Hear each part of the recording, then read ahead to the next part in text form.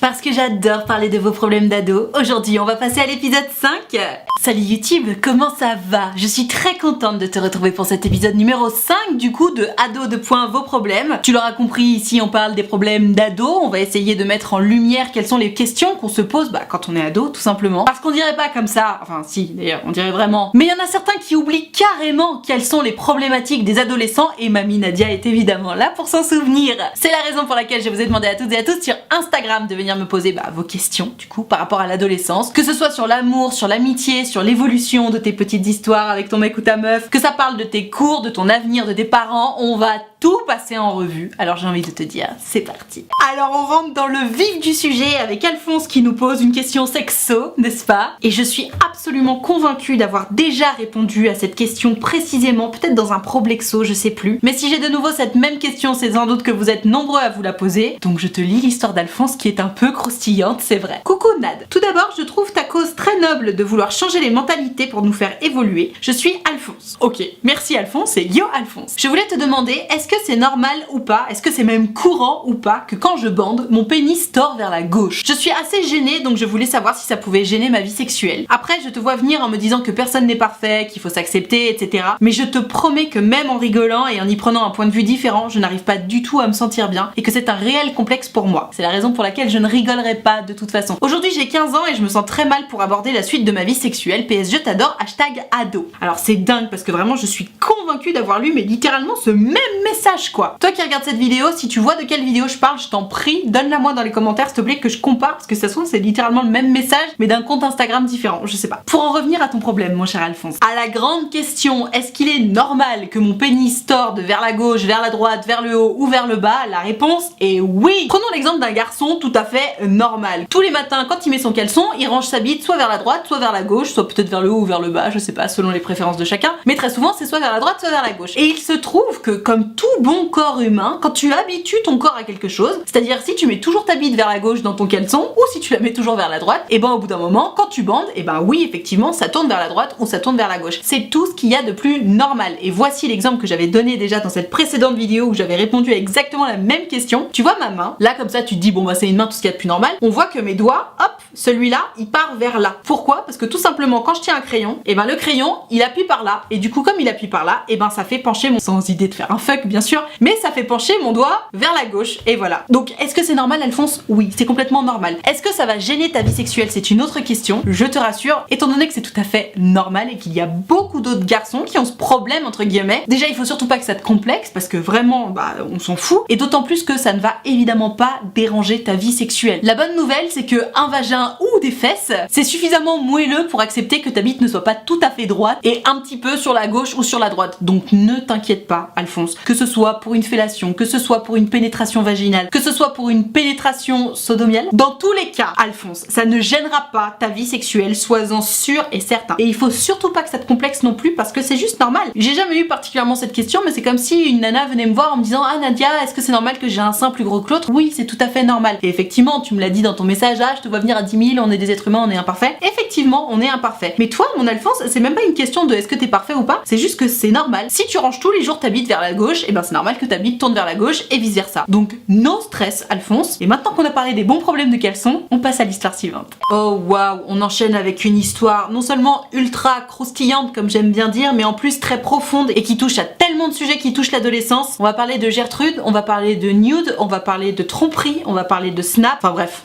Le quotidien des ados, je te lis l'histoire. Bonjour Nadia, j'espère que tu vas bien. Je vais très bien, merci beaucoup. Je me permets de te contacter car je te connais et regarde tes vidéos depuis maintenant des années. Et ça fait plaisir. J'aimerais te parler de quelque chose que j'ai fait il y a maintenant 4 ans et qui me rend extrêmement malheureuse. J'ai envoyé des photos dénudées de moi à un garçon qui était en couple avec une fille qui était une de mes copines. Oh waouh, ça commence bien. Donc photo dénudée égale nude, on est d'accord. J'avais 15 ans, j'étais très mal dans ma vie et dans ma peau. Et ce garçon qui était un de mes camarades de classe a commencé à me parler sur Snap. Il me rassurait par rapport à mes soucis et je m'étais attachée à lui, mais je n'ai jamais eu aucun sentiment pour lui. Je pense qu'il a capté que j'étais mal, que j'étais fragile et qu'il a réussi à me mettre dans sa poche afin de retirer ce qu'il voulait de moi, c'est-à-dire des nudes. Ça me rendait mal de faire ça, mais je me sentais comme obligée pour qu'il continue de me parler car il me faisait une sorte de chantage. Oh wow! Alors déjà, on va en parler, mais les nudes, c'est quand même un sujet particulier. J'en ai fait toute une vidéo d'ailleurs, je t'invite à aller la voir si tu es coutumier ou coutumière de ce genre de pratique. Mais si en plus c'est envoyé, non pas en ton âme et conscience, avec toute ta volonté et ton consentement harcèlement mais par chantage, ça c'est ultra chaud. Après je me suis mise en couple avec un garçon, je lui ai raconté toute cette histoire et il a envoyé un message à l'autre mec pour qu'il arrête de me parler. Sauf que sa copine avec qui il est toujours actuellement et qui a été une de mes amies au collège n'est toujours pas au courant de cette histoire. Entre parenthèses, enfin je pense, car je n'ai jamais reçu aucun message d'elle ni quoi que ce soit et son mec est un gros mythomane. Ok, sympa l'ambiance. Donc voilà, ça fait plus de 4 ans et j'y pense chaque jour, ça me rend extrêmement mal. J'ai l'impression d'être une pute, de ne pas me respecter et surtout d'avoir voulu briser un couple alors que pas du tout. Je pense que j'étais dans un état second quand j'ai fait ça, parce que ce ne sont pas du tout mes valeurs, ni mes principes, ni mon éducation et je me dégoûte. Gertrude, calme, tranquille, n'utilise pas des mots aussi durs pour toi, non non non. Ça me bouffe la vie et je sais que ça me bouffera encore la vie pendant des dizaines d'années. Merci si tu réponds et continue ce que tu fais, tu es quelqu'un de génial. #ado. Oh waouh, mais Gertrude, waouh. C'est pas possible que tu te mettes dans des états pareils pour une histoire de nude. Et encore, tu me parles de photos dénudées, donc entre nous il y a nude et nude. Il y a nude où t'es à poil comme ça, les jambes écartées et où on voit tout et ton visage. Et nude genre oh là là, t'as juste une petite épaule défleurée et on peut à peine te reconnaître. C'est pas du tout la même chose. Quel que soit le type de nude que t'as envoyé à ce mec là, ma Gertrude, calme. Déjà, c'était il y a 4 ans. Honnêtement, il y a prescription. Vraiment. T'avais 15 ans, aujourd'hui t'en as 19. Tranquille. Il y a prescription. Même si ces photos sortaient aujourd'hui, bon bah oui, évidemment, c'est chiant, tu vois. C'est la raison pour laquelle, toi qui regardes cette vidéo, et toi ma Gertrude, si jamais t'as envie de renvoyer des nudes un jour, faites attention les gars, les meufs avec les nudes. Évidemment, tu fais ce que tu veux. Bien sûr que tu peux envoyer des nudes si ça te fait plaisir. Mais faisons-le de façon maligne. T'envoies un nude, tu coupes ta tête et zéro signe distinctif. Tu fais en sorte qu'on ne voit pas tes tatouages, qu'on ne voit pas tes bijoux. Et j'en sais rien si t'as une tache de naissance particulière, tu mets pas la tache de naissance particulière sur la photo, tu vois. Les nudes, d'accord, mais faisons-le intelligemment. Rappelons-nous toujours que une photo de toi envoyée à poil, potentiellement elle peut sortir. Quelle que soit la personne à qui tu l'envoies, potentiellement elle peut sortir. Donc fais attention, vraiment. Maintenant ma Gertrude, j'aimerais rebondir sur quelque chose que tu dis et qui me peine énormément. Tu me dis oui, je me dégoûte, c'est pas mes principes, c'est pas mes valeurs. Alors, si tu parles du fait d'avoir envoyé des photos dénudées de toi au copain d'une nana qui était ta copine à l'époque, je comprends que tu te sentes mal par rapport à ça. Maintenant, encore une fois, il y a prescription, c'était il y a 4 ans, t'avais 15 ans ma belle. Tu faisais tes expériences sociales. Et effectivement, ma meilleure copine de quand j'avais 15 ans, si elle avait envoyé des photos d'elle à poil à mon copain, je l'aurais très mal pris, on est d'accord. Mais aujourd'hui tu te rends compte que c'était une erreur, tu me dis toi-même que t'étais dans un état second, d'autant plus que c'est du chantage de la part de ce mec-là. Il y a trop d'éléments dans cette histoire en fait. Ma Gertrude, par rapport à ta copine, pardonne-toi. C'était du chantage, d'accord? Maintenant, par rapport à cette histoire de nude, si tu m'expliques que c'est pas tes valeurs, je sais pas quoi, d'avoir envoyé un nude, pareil, déculpabilise-toi ma belle. Hein. Des nudes, on en a tous envoyé, j'en ai envoyé, Beyoncé en a envoyé, peut-être que Macron en a envoyé lui aussi, on ne sait pas. Je sais pas si c'est heureux ou malheureux, mais les nudes c'est monnaie courante aujourd'hui. C'est pas parce que t'as envoyé un nude une fois ou 10 fois ou 100 fois dans ta vie que t'es une pute ou une traînée ou que sais-je. Non, t'as voulu faire plaisir à quelqu'un qui était important pour toi à ce moment-là et basta. Donc déculpabilise-toi pour ta copine de l'époque et pour l'agissement entre guillemets. C'est pas grave d'envoyer un nude. Tout le monde le fait. Personne n'assume, mais tout le monde le fait. C'est comme les sites porno. Tout le monde y va, personne n'assume. Donc vraiment, déjà là-dessus, on se détend. Moi, ce qui me dérange dans cette histoire, honnêtement, hein, c'est le côté chantage. C'est ultra grave. C'est ultra grave que ce mec-là ait profité de cet instant où t'étais pas bien, où t'étais comme dans un état second, comme tu me dis, où t'avais des problèmes intimes que je n'ai pas cités, même si elle me les a dit dans son histoire. Ces problèmes-là t'appartenaient, t'as cru que ce mec-là était là pour t'aider, et comme ça t'aidait malgré tout, qui t'envoie des messages et qui te répondent et qui te conseillent entre guillemets, tu as cédé à son chantage. C'est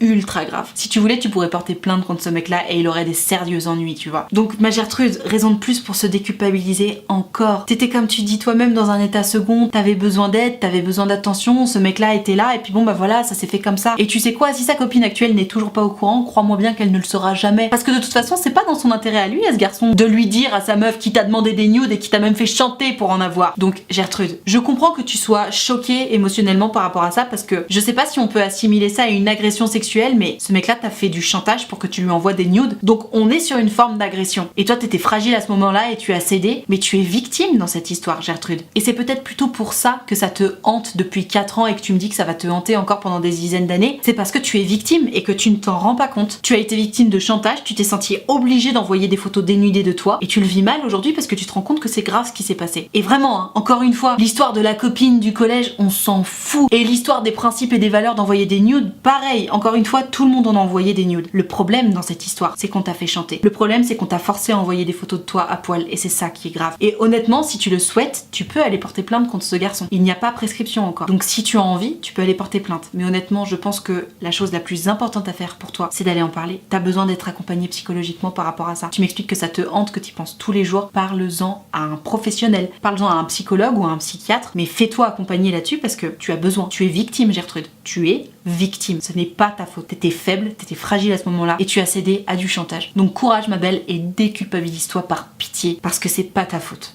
Gros cœur sur toi. Question ultra intéressante et importante de la part d'Alphonse qui est gay et qui ne sait pas comment l'assumer, ne serait-ce que devant son père et la famille du côté paternel. Et puis il sait pas non plus comment l'assumer au collège parce qu'il a peur du harcèlement, etc. C'est super intéressant et puis on va en parler. Salut Nad, j'espère que ça va. Et ben ça va très bien, merci beaucoup. Je suis gay et ma mère le sait, mes deux meilleurs amis le savent, sauf que je n'ose pas le dire à mon père et à ma famille paternelle parce qu'ils sont très fermés d'esprit. Ah. Commence bien. De temps à autre, ils font des blagues sur les homosexuels et à chaque fois que je vois mon père, il me demande si j'ai une copine. Merci la lourdeur. Au collège, je n'assume pas mon orientation sexuelle de peur de me faire harceler parce que le cliché du un garçon gay égale un garçon faible me fait du mal. Tu m'étonnes, c'est d'ailleurs tellement débile, comme beaucoup de clichés d'ailleurs. Je sais qu'il faut que je me fiche du regard des autres et je le fais, mais le harcèlement me bloque, sachant d'ailleurs que les gens me considèrent déjà comme un intello. Eh ben, c'est très bien d'être considéré comme un intello, non? Intello égale intelligent, non? Enfin, intellectuel, c'est cool. Souvent, des gens me font un compliment et 2 secondes après me demandent si je suis gay. Je leur réponds qu'est-ce que ça peut te faire sur la défensive. Est-ce que tu penses que je devrais assumer haut et fort mon homosexualité ou pas? Est-ce que tu penses que je devrais le dire à mon père ou attendre? J'ai 13 ans. Merci pour tout ce que tu fais, pour ma part ça m'aide beaucoup dans plein de domaines. #ado. Et ben merci à toi mon Alphonse pour cette histoire, c'est important d'en parler de l'orientation sexuelle et de comment l'assumer devant tout le monde, notamment dans ton cas. Alphonse, tu m'expliques que t'as 13 ans et oh là là, je me souviens quand j'avais 13 ans, les gens au collège sont tellement pas fermés d'esprit, mais tu sais, on peut pas en vouloir aux autres de pas avoir atteint le taux de maturité auquel tu es actuellement. Il se trouve que toi t'as 13 ans, tu te poses des questions sur ta sexualité, tu t'es rendu compte que tu étais homosexuel. En soi, très bien, trop cool pour toi, c'est chouette de se rendre compte de où on va, qui on est, ce qu'on aime, c'est hyper important. Donc bravo déjà pour ce travail-là parce qu'il y a des ados de 13 ans qui n'y sont pas du tout. Maintenant, concernant la question de est-ce que tu dois l'assumer devant ton père et devant la famille du côté de ton père, et encore pire entre guillemets au collège, quand je dis encore pire c'est par rapport à l'ouverture d'esprit, comment te dire? Par rapport à ton père et à la famille du côté de ton père, j'ai envie de te dire de toute façon, ce sont censés être des personnes qui t'aiment. Donc même s'ils sont fermés d'esprit, même s'ils ont le mauvais goût de faire des blagues sur les homosexuels, il y a un moment où ils finiront par l'apprendre. Maintenant, est-ce que t'as vraiment besoin de leur annoncer ça comme si c'était une terrible nouvelle? Je ne pense pas. Tu sais, de plus en plus, on me pose la question, mais Nad, pourquoi est-ce qu'il faut faire un coming out? Donc un coming out, si jamais tu connais pas cette expression, c'est le fait d'annoncer à sa famille, à ses proches, son homosexualité ou sa bisexualité. Parce qu'au final, rappelons-nous que on ne fait pas de coming out pour son hétérosexualité. Et dans notre société qui évolue tellement bien dans ce sens, pourquoi en 2020 est-ce qu'il faudrait toujours faire son coming out? Alors évidemment, dans des situations comme la tienne, mon Alphonse, où ton père et la famille du côté de ton père sont très fermés d'esprit, je pense qu'il peut être effectivement de bon augure de faire un coming out parce qu'ils sont fermés d'esprit, parce qu'ils ont besoin que tu leur expliques les choses, plutôt que de leur balancer comme ça, tout cru dans la bouche. Tout simplement parce qu'ils ont besoin de se faire à l'idée, parce que c'est pas normal entre guillemets dans leur tête. C'est malheureux pour eux, c'est malheureux pour toi du coup, parce que tu vas devoir subir entre guillemets ce moment-là, mais en fait, tu es qui tu es. Tu aimes ce que tu aimes et tu n'as pas à t'excuser de ça. Donc évidemment, il va falloir que tu le dises à ton père, bien entendu, et il va falloir que tu le dises à la famille de ton père aussi. Maintenant, est-ce qu'il faut vraiment que tu le dises tout de suite? C'est ça la question que je me pose. Parce qu'en soi, t'as que 13 ans, entre guillemets. Je sais pas si t'as déjà prévu de ramener un mec à la maison, mais bon, en soi, au pire, tu le ramènes chez ta mère et tu dis rien à ton père. Mais est-ce qu'il ne serait pas opportun pour toi d'attendre d'avoir les épaules un peu plus larges pour pouvoir affronter, entre guillemets, ton père et la famille du côté de ton père sur ce sujet-là, pour justement te sentir plus à l'aise, plus mature, parce que tu seras forcément plus mature dans quelques années que maintenant, pour justement aborder cette question-là qui est très intime. Moi, ce dont j'ai peur, honnêtement, hein, je sais pas à quel point ton père et la famille du côté de ton père sont fermés d'esprit, mais t'as 13 ans, ça veut dire que t'es encore très fragile émotionnellement, surtout par rapport à ce que ton père ou ta famille peut te dire. Et je me dis, dans le pire des cas, si ton père est vraiment très fermé d'esprit et que tu lui annonces ton homosexualité et qu'il te traite, j'en sais rien, de tapette, de pédé ou que sais-je, j'ai peur que ça te fasse tellement mal que tu t'en remettes pas. Alors que si t'attends quelques années, déjà peut-être que le comportement comportement de ton père et de la famille de ton père sera un peu plus respectueux parce que fatalement tu seras plus âgé. Et peut-être aussi que tu auras les épaules plus larges et plus solides pour recueillir des potentielles réactions négatives. Maintenant, si tu sens que ton père va bien le prendre, et bah évidemment, dis-le, tu vois. Moi, ce dont j'ai peur, c'est vraiment ça. J'ai peur que tu sois pas suffisamment armé contre de potentielles mauvaises réactions. Maintenant, si t'as confiance en ton père et en la famille de ton père pour réagir quand même bien, et ben vas-y. Se pose aussi la question du collège. C'est un peu la même chose en fait. Tu m'expliques que au collège, t'as pas envie d'assumer ton homosexualité parce que t'as pas envie qu'on te harcèle. Oh mon dieu, mais comme je te comprends. Encore une fois, moi je me souviens des gens au collège quand j'avais 13 ans. Je ne peux qu'envisager la question que tu te poses de est-ce que j'assume ou pas. En soi, c'est exactement la même chose. Est-ce que tu te sens les épaules de devoir supporter les blagues complètement déplacées, soit dit en passant, des gens qui seront fermés d'esprit ou des gens qui seront pas suffisamment matures pour comprendre que bah ouais, c'est juste une orientation sexuelle et puis chacun aime ce qu'il aime et puis c'est tout. Ça, c'est à toi de voir. En fait, très simplement pour résumer tout ce que j'essaie de te dire, la question qu'il faut que tu te poses, c'est est-ce que tu te sens prêt ou pas? C'est tout ce qui compte. Est-ce que tu te sens prêt à avoir cette conversation avec ton père? Est-ce que tu te sens prêt à avoir cette conversation avec la famille du côté de ton père? Est-ce que tu te sens prêt à avoir cette conversation avec des gens qui seront au collège avec toi? Et surtout, est-ce que tu en as envie? C'est ça les questions qu'il faut que tu te poses. Et si tu ne te sens pas prêt, si tu n'en as pas envie, c'est pas grave. Ça veut pas dire que tu n'assumes pas qui tu es. La preuve, tu l'as assumé devant ta maman, tu l'as assumé devant tes meilleurs amis. Tu assumes qui tu es. Là, ce que tu fais, c'est juste que tu te protèges des avis dont tu n'as pas besoin. Tu te protèges des avis qui pourraient être négatifs envers toi et ce que tu es, et tu as raison. Protège-toi aussi longtemps que tu en auras besoin. Et puis il y aura un jour où tu auras envie d'assumer au grand jour et devant tout le monde qui tu es, et ce jour-là, ça voudra dire que tu es prêt. C'est toujours une question très très délicate de est-ce que je dois assumer les choses devant tout le monde ou quoi. Pour moi, la chose la plus importante, c'est toujours de se protéger. Se protéger des gens malveillants, se protéger des gens intolérants. Et le jour où tu te sentiras suffisamment fort pour les affronter, ces gens malveillants et ces gens intolérants, et ben là, n'hésite pas à briller et à montrer qui tu es. En attendant, protège-toi, protège-toi, protège-toi. C'est très important. Courage mon Alphonse, et j'espère que ça aura pu t'aider un petit peu. Oh là là, Gertrude, elle est en train de fourrer le nez dans une histoire. Le lien en merde typique, je te lis ce qu'elle me raconte, tu vas comprendre. Elona de C'est Gertrude. Yo Gertrude, je suis en crush sur un Alphonse qui me donne beaucoup de signaux pour que ce ne soit pas réciproque. Il me fait des sous-entendus dans ses phrases, il fait beaucoup de eye contact, il vient souvent me parler et il essaie de me faire rire. Et jusque là tu te dis qu'est-ce qui va pas dans ton histoire? Sauf que, parce qu'il y a toujours un sauf que, il a une amitié très fusionnelle avec sa meilleure amie. Ah, ils sont vraiment très proches et rigolent tout le temps ensemble. Une fois, lors d'un cours où ils sont à côté, ils avaient leur tête sur l'épaule l'un de l'autre. Ah ouais, j'avoue, effectivement, ils sont particulièrement proches. Ils se taquinent souvent et ça se voit qu'ils sont ambigus. Du coup, je ne sais plus où donner de la tête. Pendant ces moments-là, Alphonse continue de jouer avec moi. J'ai l'impression que si je me lance dans cette histoire, je vais être plus jalouse qu'autre chose. J'ai aussi l'impression qu'Alphonse ne sait pas particulièrement ce qu'il veut. Merci pour toutes tes vidéos, elles me remontent le moral et aident beaucoup. #ado. Aïe aïe aïe, ma Gertrude. Qu'est-ce que c'est que cette histoire? Ma Gertrude, comment te dire? J'ai l'impression que tu es particulièrement clairvoyante sur cette histoire. Je m'explique. Ce garçon qui te fait des eye contact, qui essaie de te faire rire, qui te fait des sous-entendus, etc. C'est sûr, vu ce que tu me racontes, il est intéressé par toi. Sauf que, ce qui est sûr également, c'est que il a un lien très particulier avec sa meilleure amie et que, on est d'accord, ma Gertrude, tu n'as pas envie d'être entre les deux. Mais t'as pas du tout envie. Pourquoi? Parce que si ça se trouve, sa meilleure amie, qu'on va appeler Germaine, elle aussi elle a des vues sur Alphonse. Mais comme ils sont meilleurs amis, ils savent pas trop, gna gna gna. D'ailleurs, si ça se trouve, il se passe des trucs entre eux, mais ils assument pas. On sait pas ce qui se passe dans la vie des gens. Peut-être même que tu es un sujet entre eux deux. Peut-être que elle, quand elle te voit discuter avec lui, elle a les boules. On sait pas. Donc quand tu m'expliques que malgré les eye contact, etc., tu te poses la question de est-ce que c'est une bonne idée de sortir avec Alphonse vu la relation qu'il a avec sa copine Germaine? Moi je serais toi, honnêtement, j'irais pas. Je n'irais pas. J'entends bien que ce garçon te plaise, mais en fait dans la vie, il faut vraiment savoir ce qu'on veut. Toi, on est d'accord, ce que tu veux, c'est un garçon qui, lorsqu'il sera en couple avec toi, sera en couple avec toi. Pas avec toi et sa meilleure amie. On est d'accord. Or là, vu la relation qu'il a avec sa meilleure amie, c'est sûr et certain, oui, il sera en couple avec toi, mais il continuera de mettre sa tête sur l'épaule de sa meilleure amie et vice versa. Et si jamais tu as le malheur de dire, écoute, ça me dérange que tu aies ce comportement-là, qu'est-ce qui va se passer? Soit lui, soit elle, soit les deux vont dire, ah mais tu peux pas nous empêcher d'être amis, on fait ce qu'on veut, gna gna gna. C'est tellement un passage chiant de l'adolescence. Tu sais, c'est ce fameux moment où il y a les fameuses expériences sociales dont je parle très souvent, où il y a un mec qui va être en couple, mais comme vous avez 14 ans, sa meilleure amie a le droit de venir s'asseoir sur ses épaules et de se tenir comme ça avec lui, alors qu'il est en couple avec toi et que ça te fait péter un câble, mais comme vous avez 14 ans et comme vous êtes en train de faire vos expériences sociales, bah vous avez le droit parce que tu vas pas nous empêcher d'être amis, d'accord? Oh, je te jure, moi quand j'avais 14 ans, ça me faisait péter un plomb ce genre d'action, c'était l'enfer. faire. Et d'ailleurs, je suis bien contente d'approcher la trentaine pour justement pouvoir faire en sorte que ça ne m'arrive plus jamais. Donc ma Gertrude, en soi, si tu souhaites avoir ce genre de relation trio ou triangle comme tu préfères avec cette meilleure amie et cet Alphonse, vas-y. Si tu souhaites avoir une relation normale, entre guillemets, c'est-à-dire plus basique, entre toi et ton mec et puis la meilleure amie, elle reste à sa place de meilleure amie, hein, on évite l'ambiguïté. Ben non, clairement, c'est pas la bonne personne. Honnêtement, je serais ta grande sœur ou ta meilleure copine, je te dirais non. Clairement, cette histoire c'est un lien en merde, t'as pas envie de te lancer là-dedans, tu le sais au fond de toi, d'ailleurs tu l'as toi-même précisé, tu sens que si tu te mets en couple avec ce mec-là, ça va être compliqué par rapport à cette fille, et c'est évident, tu as raison. Donc,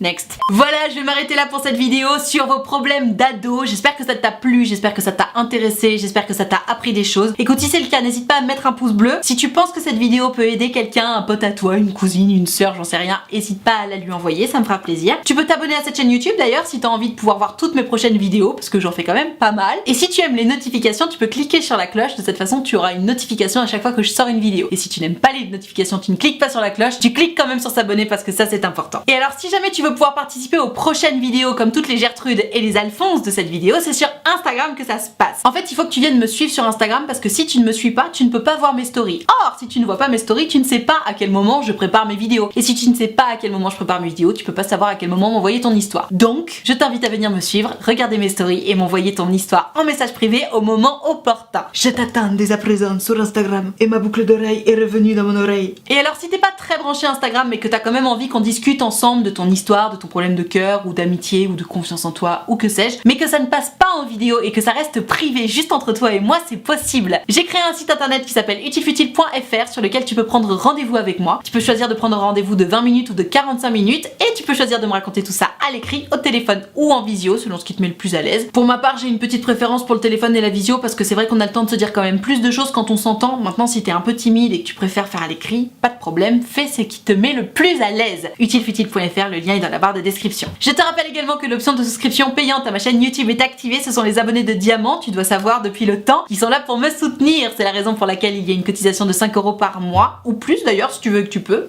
N'hésite pas. Et moi, pour remercier mes abonnés de diamant de tout ce soutien, je leur ai créé un groupe Facebook dans lequel on discute tous ensemble. Je leur fais des lives Facebook exclusifs rien que pour eux 3 fois par semaine. Et tu l'auras compris, tout le monde est très gentil, très accueillant, très bienveillant. Donc pareil, si t'as envie de venir le rejoindre mais que t'oses pas, que t'as peur ou quoi que ce soit, n'aie pas peur, n'hésite pas. Tu seras forcément bien accueilli puisque c'est la règle d'or des abonnés de diamant. Tout ceci étant dit, merci infiniment d'avoir suivi cette vidéo en entier. Et moi, en attendant la prochaine vidéo, je te fais des très gros bisous.